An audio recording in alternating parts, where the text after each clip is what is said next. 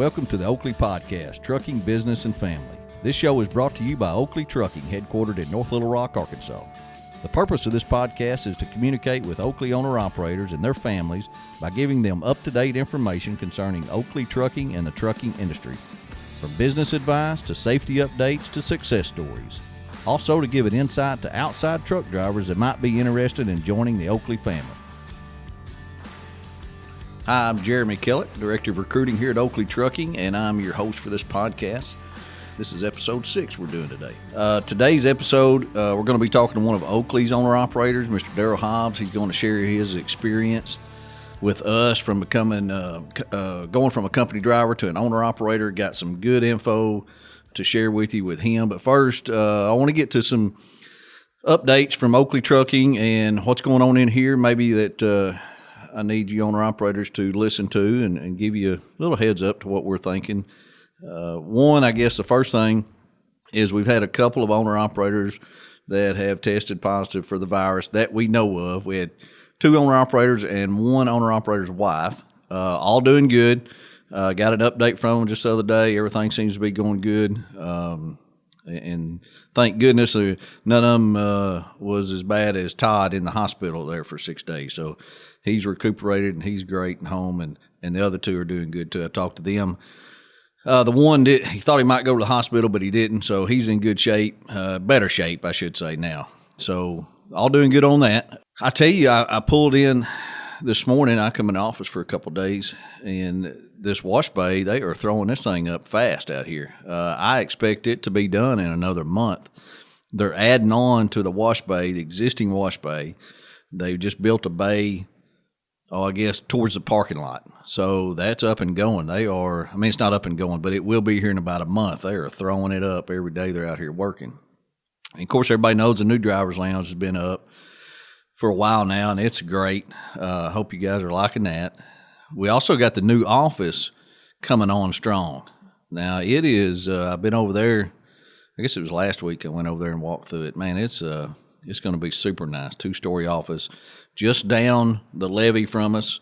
Most of you guys has been in here, but I know a lot of you don't get in here to the North Little Rock Terminal to check out the new office that we're building, and it looks fantastic. It's going to be good. They're going to have a path from the driver's lounge to the office to where it'll be like a walking path that you can walk down, I'm pretty sure.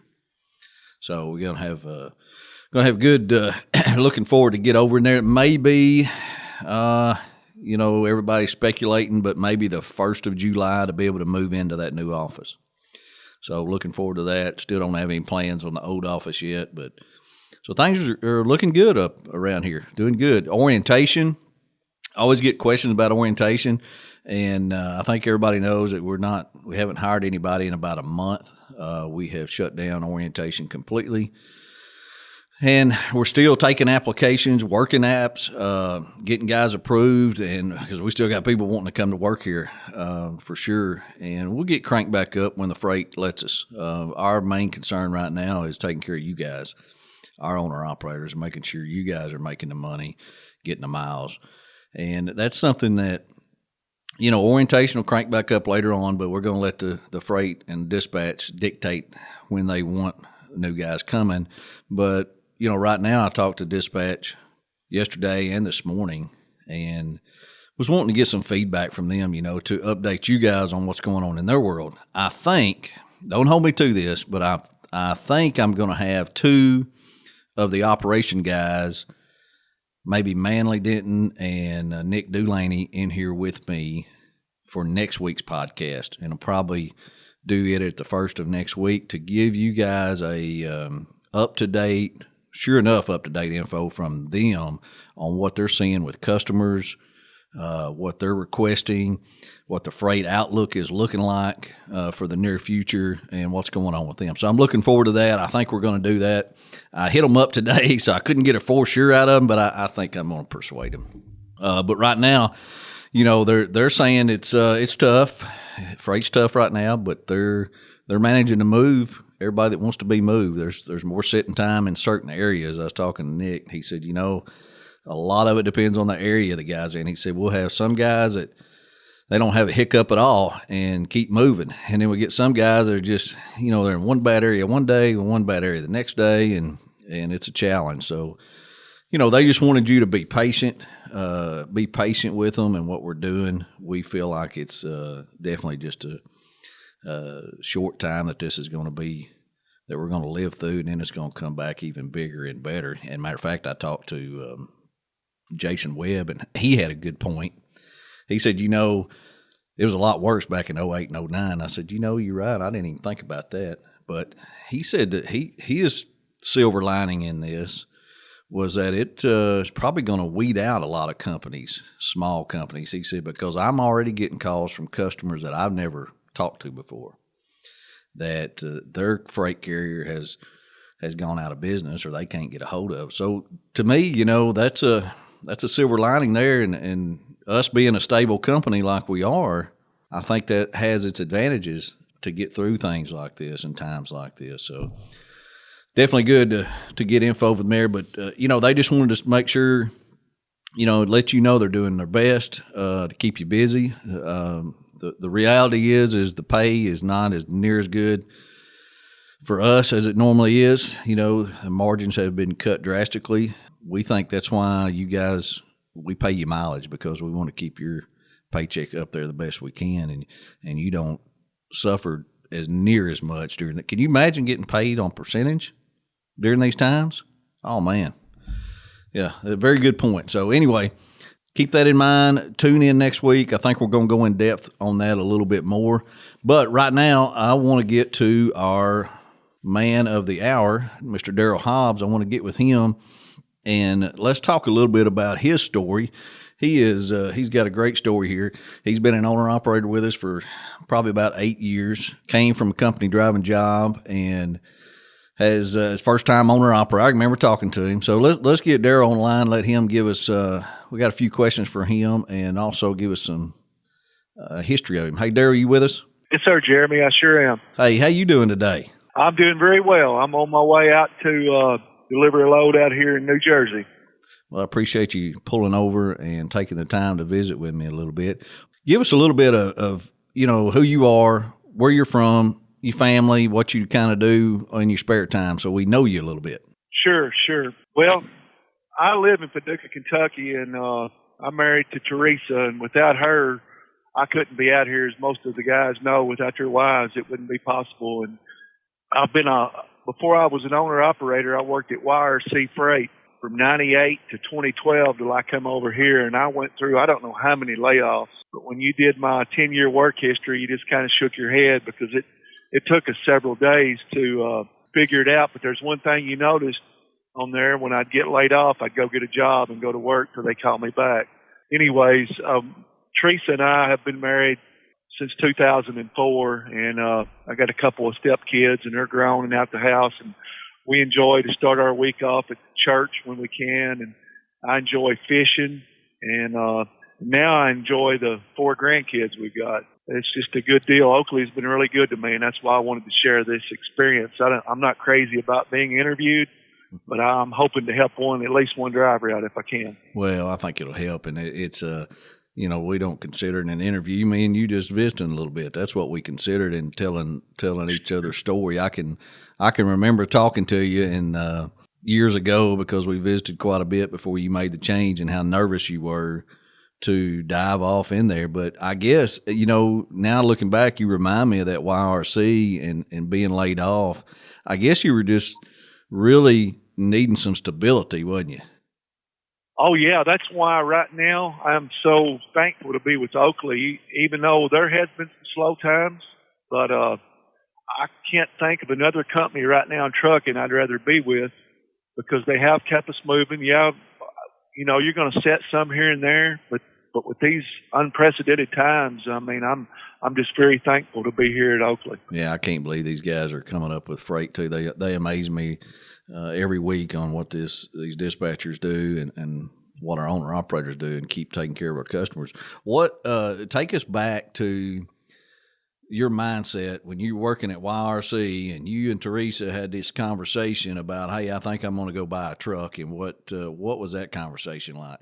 Well, she knew I was frustrated. I drove I was driving from Paducah to St. Louis a lot. I worked what they call utility, and I'd go to St. Louis and work the dock, drive back, or if I got laid off, if I got bumped off that, I would work the city in Paducah, and I did that quite a while, but I went through several layoffs, and I just got frustrated, and I told Teresa, I just got to try something different. And I would hear at night when I was driving y'all on XM and and on Dave Nemo. Yeah. And then I don't know if you remember Sugar Bear and what was the other guy? Doc. I would hear them on Doc Holliday. Yep. I would hear them. And anyways, that's what piqued my interest about Oakley. And anyways, I did a lot of background and a lot of listening about it. And that's when I called you and started doing my checking up on Oakley. And Teresa was with me. She never balked she said, I'll be behind you 100%, and she has ever since. Well, that's great to have that. Really makes your decision so much better and so much easier when you got a spouse that's supporting you like that. Oh, yeah. Without her, I couldn't do this. And like I say, we like to start our week off. It's really strange now not being able to go to church on Sundays, but they've got a service online now that we watch. And it's really, really some trying times. But I want to echo what Jason said a while ago. I said the same thing. I really believe as we come out of this on the other side, Oakley's going to be even stronger. And there's been a lot of growing pains at Oakley, because when I came over here in 2012, I don't know how many drivers you got now, but y'all have added a bunch of drivers. Yeah. And I'd like to give you two statements that are true and it don't make sense. But last year, I set more than I've ever set, and I made more last year than I've ever made with Oakley. That doesn't make sense, does it? No, but the pay raises, I guess the answer to that is the pay raises y'all give us over the years. Right. And like you said, Oakley is stuck with the pay raises instead of percentage. Yeah, I think that's a big difference right now too, Daryl, is when Jason told me that and I got to thinking about that percentage, boy, wouldn't you hate to be one of those companies that would pay percentage? Well, man, you would be you'd be in trouble right now, and that's why the mileage thing it seems to work better. Back on you becoming an owner-operator is, I guess that's something you always wanted to do when you were a company driver, because I'm thinking right now we got a lot of owner-operators that are listening that have done the same thing. They were company drivers, and they were a little scared, hesitant to make that jump to become an owner-operator. And I guess, you got to find that truck, the right truck to start out with, and a money-making truck, and make those big decisions and to start into something, because you've never done an end dump before. You're pulling a dump, and you've never done it before, had you? Well, I'd pulled a couple loads with the company out of Calvert City, but I'd only done it like once or twice. We hauled some sawdust to the plant, but truthfully, I think I dumped one or two loads, and that was it. So and that was in '97. And when I come to orientation, I told you I want to do an end dump. And after going through orientation and seeing the things and safety with a couple of trailers turned over, I was really, really nervous. And I came to you and told you that I think I might want to go to Hopper. But I was almost throwing up at night. But you talked to me and said, well, you may not be able to get us home as much. And anyways, I am so thankful that you talked to me and calmed me down. And I was able to go through orientation and stick with end dump, because I tell you what, I love it. There was a guy by the name of Jerry from Alabama, and I lost his number and his last name, and he took me under his wings and helped me. And to this day, I wish I knew his last name, but I don't know it, or I would call that man and thank him. But I bet we can find out. He helped me through it. Well, and that means a lot, these guys helping you through it and having a good trainer to get you started on the right foot, because that getting started into something that you don't know anything about can be just like you said, make you want to throw up at night. I mean, I've seen that with guys. You go out here and raise this dump trailer up, and they go, "Oh my gosh, I had no idea it was going to stand up that tall and wave at me like that," and it makes you want to do that for the first time. So, it's different when you do something you've never done, and it's great to have somebody, a company, I guess, like us, that'll train you and help you get through that tough time. So we sure are glad you're here and glad you stuck it out. Any advice for a guy going from company driver to owner operator or first time owner operator coming to Oakley? What do you think you would tell a guy? Well, what I done, I can share my experience. My first truck, I spent about $50,000, and actually, if you remember, Jeremy, I never even saw the truck. It was in Little Rock, and MCH pulled it over there I looked at it on the internet, and they pulled it over there on y'all's, in the bay over there, and y'all checked it out. Oh, and yeah. Actually, I purchased my first truck. I remember. You remember that? CFI truck, a red T600. Yep, a red T600 CFI truck, and y'all pulled it over there, and everything looked mechanically sound. And I kept that truck for 2 years, and since then, I have bought 2 more brand new trucks. I brought a 2015 and a 2019, and I've done really well over here at Oakley. I've never had to worry about making my payments. Doesn't that feel because good? Because they will keep you busy. Doesn't that feel good when you can, when you get guys like yourself that being able to buy a brand new truck, that has got to be so much stress reliever to where the truck's under warranty. You ain't got to worry about it. You can pay for it and keep going. And then you get what kind of truck do you drive? Right now, I've got a 2019 Volvo. Oh, nice. It's a good riding truck. I know these guys like these big Peterbilts, and I get it. I was looking for something with a little fuel mileage, and a lot of them that they've got are now. But anyways, I'm looking for the ride in the room in here for comfort, and I've enjoyed it. I've got about 240,000 on this one. Do you plan on keeping a new truck all the time, like every few years or something, Daryl?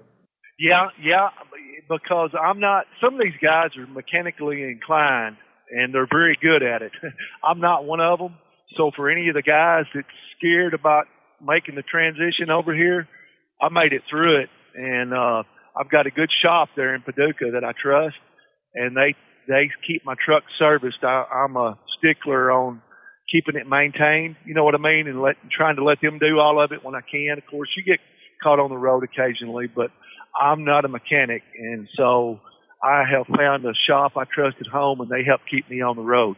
Now, where do you typically run? I mean, all the time. I mean, are you on a type of dedicated, semi-dedicated, regional? You just run wherever, or what's your running area?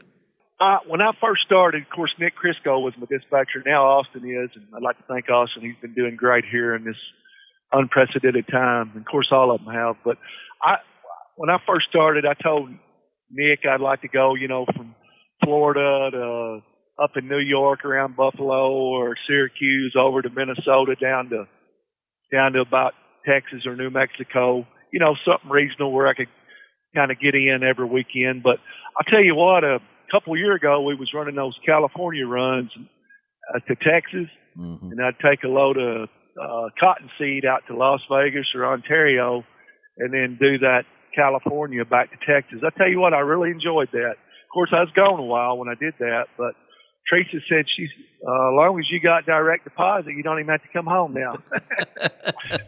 Yeah. That's great. But no, I really enjoyed that run. It was fun. I knew what I was doing the whole week, but I just run like I do a lot of Chicago now, Milwaukee. It constantly changes with our customer base. You know what I mean? With the times, I've seen it change, and I'll do whatever. I don't care as long as they keep me busy. So you typically going to do get your miles during the week and get home on the weekend? That's your routine? Yeah. And if you can get, it's really changed. When I first started over here, the guys, the older hands told me, they said, if you'll bust your butt and you'll work hard all week, you can bring home $2,000 a week.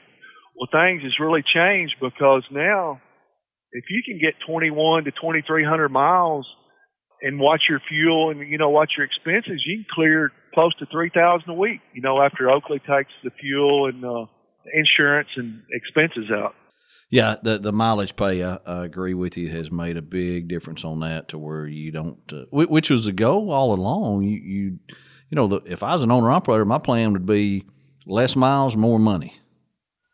That's what I would want, less miles, more money, because that's more per mile that you're putting in your pocket. So I sure is good to hear, a success story like yours and what you're doing over here and able to do it. And we appreciate guys like you that are just steady and, man, represent the company well, taking care of our customers. That's we preached as much as possible to customer service, and it is difficult to have a great to serve mentality every day with the job you guys do. I don't know how you do it, but that in the long run, that's what makes Oakley's companies, you guys taking care of the customers to where they keep coming back to us with more freight for you. It's just we appreciate the job that you do along with all the other owner-operators that help us. So anything else you'd like to add, Daryl, to your story? Yeah, I would like to thank, if I could, if I could take this time to thank ATBS, if you don't mind. Sure. That took a lot of pressure off of me, because not only am I not a mechanic, I'm not a tax person, and these guys have really went above and beyond helping me, and they helped me recently get that PPP loan. And there's 4 guys over there, if I could mention their name real quick. Todd over there, Todd. Mm-hmm. David Wolf, David Nito, I probably messed his name up, sorry David, and Steve Cross. All 4 of those guys helped me out, and they helped me take a lot of pressure off of me, keeping my books and everything, that part of it off. With the way Oakley is set up, with the way Wendy and all them do our insurance, all I have to worry about is driving and loading and unloading. And I've got a great team assembled with me, and I just want to thank ATBS. Well, that's great to hear. So you are a member with them, so you use them every week. They assisted you in getting this PPP loan? Yes, they did. I listened to you and Todd, I don't know, was it about 3 weeks ago or whatever it was, but I lose track of time. But I listened to that, and I made a call. They called me back, and they've worked with me all the way through the process to get that loan. And the thing about with Oakley, y'all actually send them all of my settlements every week. I don't even have to do that. It automatically goes to them. So once a month, I scan my bills or, my expenses for the month. It takes me about 5 minutes, and it's done, and they take care of everything else from there. Well, that's great news right there. I was wondering, we talked about that, like you said, a few weeks ago. I have heard from several owner-operators now just recently that they have successfully gotten that PPP loan, and like yourself. And I can imagine that being a relief of, when things have slowed down like they have, of having that money to help pay yourself every week. Oh yeah, it's a huge relief, and like I say, I just want to thank them, because it was not just one guy involved. There was like 3 or 4 there till they got it handled.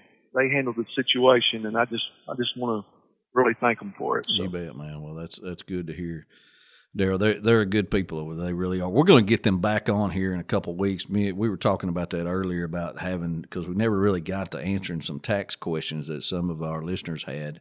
And we had some of those questions that we were going to get back and do that. And so we'll get that in a couple of weeks maybe and answer some of those questions. But other than that, hey, I appreciate you hanging with me today for a little while and pulling over and taking time to visit with me a little bit and share your story. I wanted to do that because I just feel like more people need to hear from our owner-operators and hear what's on their mind and what they're thinking. And I appreciate you giving us details about your business and your life, Daryl. Yep. There's just one thing I'd like to say for any of the new guys that would like to transition in here.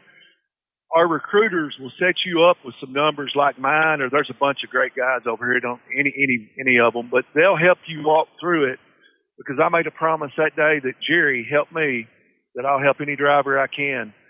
Because I know how it is in the beginning, and you can get numbers from the recruiters, and we'll walk you through it on each stop.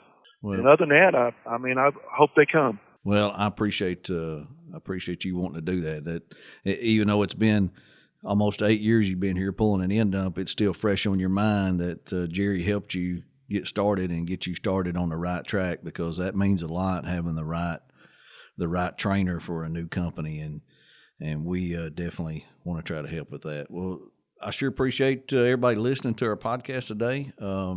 Pass it along. We're trying to, I say this every podcast, but we're trying to get this out to all of our owner-operators. We want them to listen to it every week. We're going to try to have new things for you. Please tell me, communicate with me, email me, call me. You can leave a comment if you go to our homepage. Man, we would love to hear what you want us to discuss and talk about, because this is the new way that we want to communicate with our owner-operators best we can. Of course, we're going to talk to you every day, but we feel like this is an opportunity to communicate with our owner-operators and their families and try to answer any questions you may have. Appreciate y'all listening. Tune in next week for a new one. Hopefully, I'll persuade Dispatch to get in here with us, and we'll have a big one, big powwow. Look forward to it. See you guys next week. Thanks for listening to this episode of the Oakley Podcast, Trucking, Business, and Family. If you enjoyed this episode, be sure to rate or review the show in the podcast platform of your choice and share it with a friend. We love hearing from our audience, so if you've got a question, comment, or just want to say hello, head over to our website, theoakleypodcast.com, and click the Leave a Comment button.